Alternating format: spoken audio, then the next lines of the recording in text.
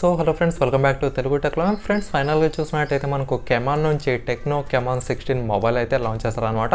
And దీని యొక్క specifications ఏంటి, ఇది మనకు కెమెరా లవర్స్కి యూజ్ అవుతుందా లేదా, తర్వాత గేమ్ లవర్స్కి యూజ్ అవుతుందా లేదా, తర్వాత బ్యాటరీ బ్యాకప్ బాగా వస్తుందా లేదా, సో ఇవన్నీ మనం ఈ వీడియోలో అయితే తెలుసుకుందాం. అండ్ దీని యొక్క ప్రైస్ చూసినట్టయితే మనకు 4GB ర్యామ్తో 64GB వచ్చిన ఈ యొక్క స్టోరేజ్తో వచ్చేసి 10,999 రూపీస్కి అయితే లాంచ్ చేస్తారు. మరి 10,999 రూపీస్కి కొనదగే మొబైలా కాదా, లేకపోతే దీనికి ఇదే ప్రైస్లో ఇంకా మంచి ప్రాసెసర్తో ఇంకా బెస్ట్ మొబైల్ ఏదైనా ఉందా లేదా అనేది ఈ వీడియోలో అయితే మనం క్లియర్గా తెలుసుకుందాం.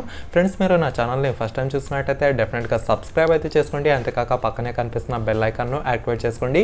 ఇంకా ఏమాత్రం ఆలస్యం చేయకుండా ఇప్పుడైతే మన వీడియోని స్టార్ట్ చేద్దాం.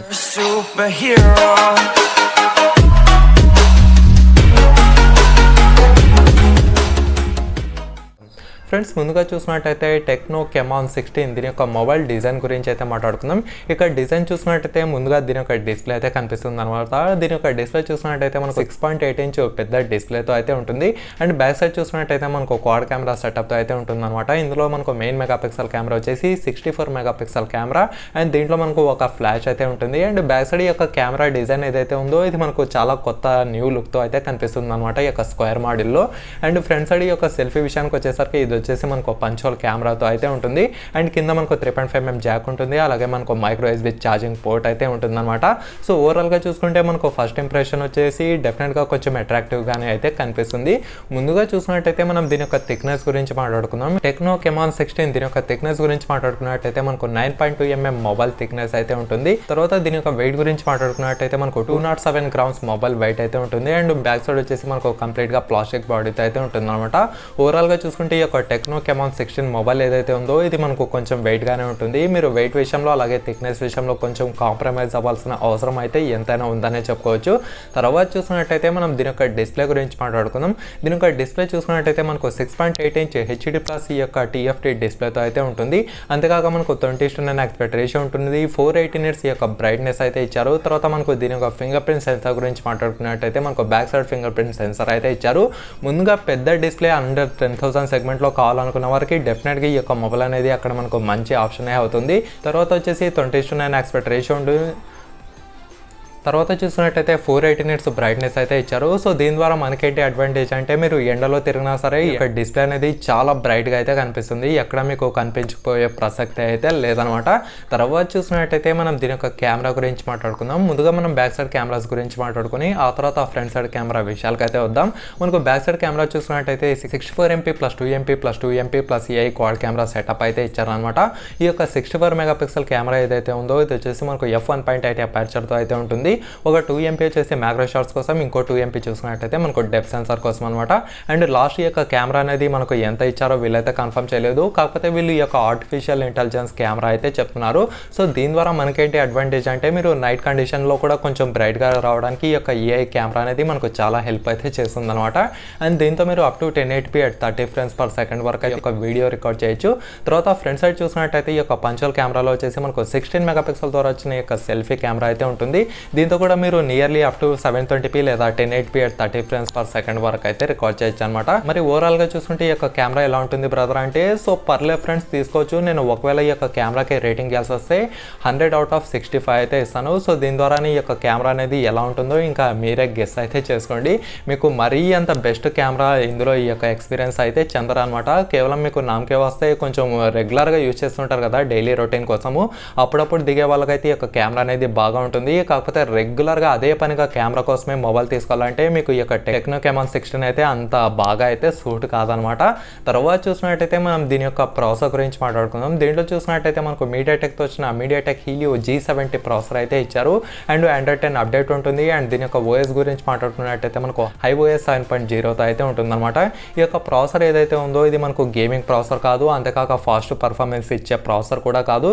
ఇది మనకు కేవలం ఒక సాదా కామన్ ప్రాసెసర్ అనే చెప్పుకోవచ్చు. సో జనరల్గా చూసినట్టయితే యూట్యూబ్ వీడియోస్ చూసే వాళ్ళు కానివ్వండి, తర్వాత వీడియో షూట్ చేసే వాళ్ళు కానివ్వండి, తర్వాత ఈ యొక్క daily routine WhatsApp chattings, Instagram, Facebook, Twitter ఇలా చేస్తుంటారు కదా. సో అలాంటి వాళ్ళకి మాత్రమే ఒక ప్రాసెసర్ అనేది సూట్ అవుతుంది. నేను PUBG ఆడతాను, ఫ్రీ ఫైర్ ఆడతాను, కాల్ ఆఫ్ డ్యూటీ ఆడతాను అనే వాళ్ళకు ఈ యొక్క మొబైల్ అయితే అస్సలు అయితే సూట్ కాదు. మీకు హీట్ అవుతుంది అండ్ ఇన్స్టెంట్గా మీకు ల్యాగ్ ఇష్యూ అయితే మీరు నోటీస్ చేయగలుగుతారనమాట. సో డెఫినెట్గా గేమింగ్ కోసం అయితే మీరు ఈ యొక్క మొబైల్కి కాస్త దూరంగా అయితే ఉండండి. లేదు నేను WhatsApp chattings, Instagram, YouTube videos, movies వచ్చేసి ఇలా చూస్తాను అనేవాళ్ళు ఈ యొక్క మొబైల్ అయితే ధైర్యం చేసి తీసుకోవచ్చు. తర్వాత చూసినట్టయితే మనం దీని యొక్క ర్యామ్, దీని యొక్క ఇంటర్నల్ స్టోరేజ్ వేరియంట్స్ గురించి అయితే మాట్లాడుకుందాం. ఇందులో మనకు ఇప్పటివరకు చూసినట్టయితే కేవలం మనకు 4GB ర్యామ్తో అలాగే మనకు 64GB ఇంటర్నల్ స్టోరేజ్ వేరియంట్తో అయితే తీసుకొచ్చారు. అండ్ దీంట్లో ఇంకొక అడ్వాంటేజ్ చూసినట్టయితే మనకు డెడికేటెడ్ మెమరీ స్లాట్ అయితే ఉంటుందన్నమాట. అండ్ ఈ రోజులో చూసినట్టయితే మనకు అట్లీస్ట్ 4GB ర్యామ్ అనేది రికమెండెడ్ అండ్ సజెస్టెడ్ అనమాట. సో అలాంటి సిచ్యువేషన్లో దీంట్లో కూడా మనకు 4GB ర్యామ్ ఇచ్చారు కాబట్టి మనకు ఎటువంటి ప్రాబ్లం అయితే ఉండదు ఈ యొక్క స్పీడ్నెస్ పరంగా చూసినట్టయితే. అంటే ఈ యొక్క యాప్స్ ఓపెన్ చేసేటప్పుడు మీకు ఎక్కువ టైం అయితే తీసుకొస్తాను అనమాట. సో ర్యామ్ అనేది మనకు ఎంత ఎక్కువగా ఉంటే ఈ యొక్క ప్రాసెసింగ్ అనేది మనకు అంత స్పీడ్గా అయితే ఉంటుంది. సో ఓవరాల్గా చూసుకుంటే దీంట్లో వచ్చేసి మీరు 2 సిమ్ కార్డులు ప్లస్ 1 మెమరీ కార్డ్ వేసుకునే ఆప్షన్ అయితే ఉంది. ఎందుకంటే ఈ యొక్క 64GB ఇన్బిల్ట్ స్టోరేజ్ అనేది మీకు ఎన్ని రోజులు అయితే ఉండదు. సో అలాంటి సిచ్యువేషన్లో ఈ యొక్క డెడికేటెడ్ మెమరీ స్లాట్ ఇచ్చారు కాబట్టి మీరు సపరేట్గా ఇంకో మెమరీ కార్డ్ వేసుకొని ఈ యొక్క ఇంటర్నల్ స్టోరేజ్ పెంచుకునే అవకాశం అయితే ఇక్కడ ఇచ్చారనమాట. తర్వాత చూసినట్టయితే మనం దీని యొక్క బ్యాటరీ గురించి మాట్లాడుకుందాం. దీంట్లో చూసినట్టయితే మనకు 5000 mAh బ్యాటరీ అయితే ఇచ్చారు. డెఫినెట్గా మీకు 2 డే బ్యాటరీ అయితే కంపల్సరీగా వస్తుంది. ఇందులో మీకు ఎలాంటి ఇష్యూస్ అయితే ఉండవు. తర్వాత ఫాస్ట్ ఛార్జింగ్ సపోర్ట్ కోసం మనకు 18 వాట్స్ ఫాస్ట్ ఛార్జింగ్ సపోర్ట్ అయితే ఇచ్చారనమాట. ఇది చూసినట్టయితే మీకు అరౌండ్ 1 అవర్ 15 మినిట్స్ లోపు మీకు ఈ యొక్క కంప్లీట్ ఛార్జ్ అయితే చేసి చూపిస్తుంది. అండ్ Type-C ఛార్జింగ్ పోర్ట్ ఉంటుంది. అలాగే మనకు 3.5mm జాక్ కూడా ఇస్తారనమాట. సో మీకు ఓవరాల్గా చూసుకుంటే దీంట్లో వచ్చేసి హై వచ్చేసి దీని యొక్క బ్యాటరీ అనేది చెప్పుకోవచ్చు. దీని యొక్క బ్యాటరీ చూసినట్టయితే మీకు బ్యాటరీ బ్యాకప్ బాగా రావాలనుకునే ప్రతి ఒక్కరికి ఒక మొబైల్ అనేది మనకు అక్కడ చాలా అడ్వాంటేజ్ అనేది చెప్పుకోవచ్చు అనమాట. తర్వాత చూసినట్టయితే మనం దీని యొక్క కలర్స్ గురించి మాట్లాడుకుందాం.